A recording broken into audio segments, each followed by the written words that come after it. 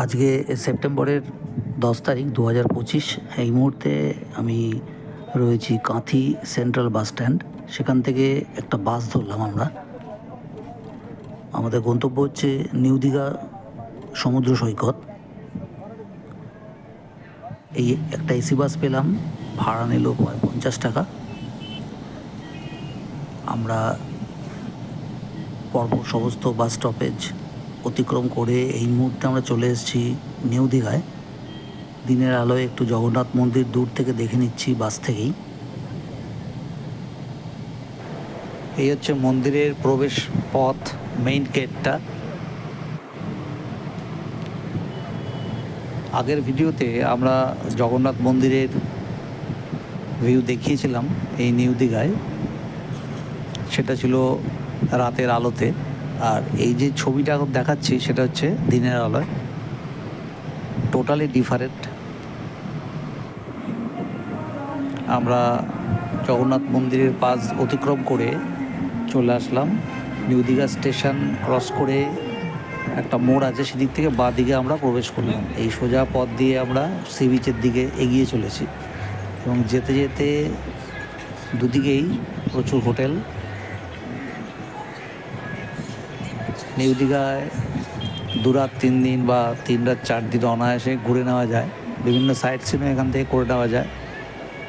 Sea beach ছাড়াও আরও অনেক কিছু দ্রষ্টব্য জায়গা এখানে আছে। আমরা হাঁটতে হাঁটতে সি বিচের ওখানে যে মার্কেট মতো আছে সেটার ওপর দিয়ে ক্রস করে আমরা সি বিচের সামনে চলে যাচ্ছি।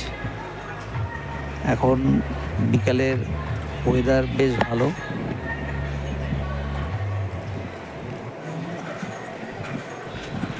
আমরা হাঁটতে হাঁটতে সি বিচের প্রায় অনেক কাছাকাছি এসে গেছি।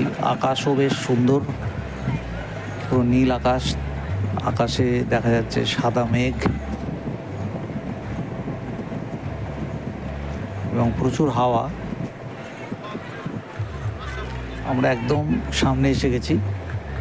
এখান থেকে সি বিচটা দেখতে অসাধারণ লাগছে। সি বিচে প্রচুর টুরিস্টরা রয়েছে। এছাড়া রকমারি সমস্ত দোকানপাট, বিভিন্ন খাবারের দোকানও রয়েছে। এখন জল খুবই কম, অনেকটা দূরে আছে, ফলে আমরা একটু নিচের দিকে যাব, একদম সমুদ্রের কাছে চলে যাব। সমুদ্রের দুধারে প্রচুর বোল্ডার ফেলা আছে মাটির ক্ষয় কমানোর জন্য। আবার তার মাঝখান দিয়ে এরকম কংক্রিটের স্লোপ রাস্তা করে দেওয়া আছে সমুদ্র তটে নামার জন্য। একটা স্পিড বোট কিছু লোকেরা দিয়ে তুলে নিয়ে চলে আসছে। এখন সন্ধে হয়ে এসছে, তাই এগুলোর প্রয়োজনীয়তাও ফুরিয়ে যাচ্ছে। এখন এই গেম স্পোর্টসগুলো আর কোনো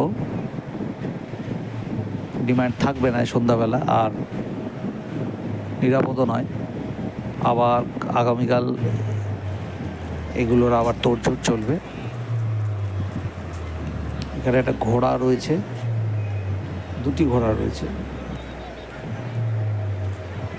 টুরিস্টরা এই ঘোড়া পিঠে চড়ে একটু ঘুরে বেরিয়ে আনন্দ করে, ছবি তোলে। আমরা সমুদ্র তটে একেবারে নেমে এসে সমুদ্রের একদম কাছে চলে এসেছি। দূর থেকে কিন্তু আকাশের ভিউটা দুর্ধর্ষ এবং তার রিফ্লেকশনটাও দুর্দান্ত লাগছে।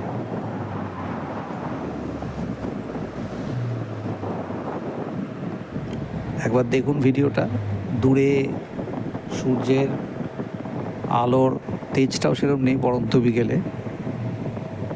সব কিছু মিলিয়ে একটা অদ্ভুত পরিবেশ এই সমুদ্রের তীরে। আজকে বিকেলের সময়টা কিন্তু বেশ ভালোই কাটাচ্ছি নিউ দীঘার এই সমুদ্র সৈকতে। কর্মস্থল থেকে আমরা একটু সময় বার করে নিয়ে বেরিয়ে এসেছি একটা ঝুঁটিতে সফর, নিউ দীঘা সি বিচ।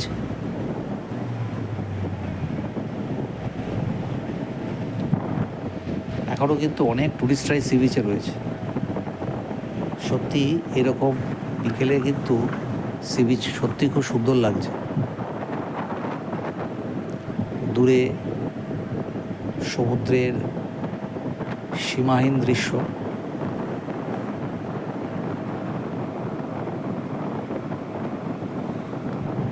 সমুদ্র সৈকতে আসলে সময় কোথা দিয়ে বেরিয়ে যাবে টেরই পাওয়া যায় না।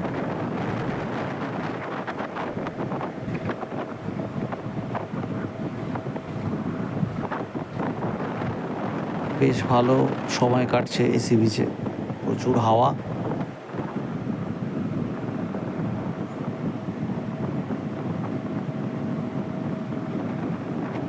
সঙ্গে সমুদ্রের যে গর্জন আর সমুদ্রের হাওয়ার একটা আওয়াজ, সব মিলিয়ে মিশে একটা বেশ মোহময় পরিবেশ।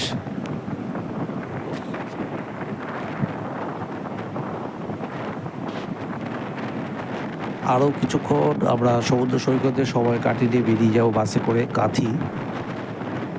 এই মুহূর্তে বিকেলবেলায় সূর্যের আলো যে রিফ্লেকশন সমুদ্রের জলের উপরে, একটা অনবদ্য লাগছে এই দৃশ্যটা। সমুদ্র সৈকতে আমাদের আজকের এই যে ভিডিওটা ভালো লেগে থাকলে অবশ্যই মনে করে লাইক, শেয়ার ও সাবস্ক্রাইব করবেন, আর বেল আইকনে চাপ দিতে ভুলবেন না। খুব শিগগিরই পরবর্তী ভিডিওতে আপনাদের সঙ্গে আবার দেখা হচ্ছে। আমরা ফেরার পথে একটা বাস পেয়ে গেলাম, লাক্সারি বাস, এসি বাস পেয়ে গেছি। মাত্র 50 টাকায় পৌঁছে দেবে দীঘা বাইপাস।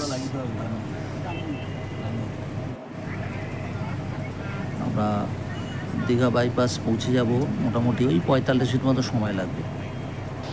সবাইকে শুভরাত্রি। খুব শিগগিরই আপনাদের সঙ্গে আবার দেখা হচ্ছে পরের ভিডিওতে।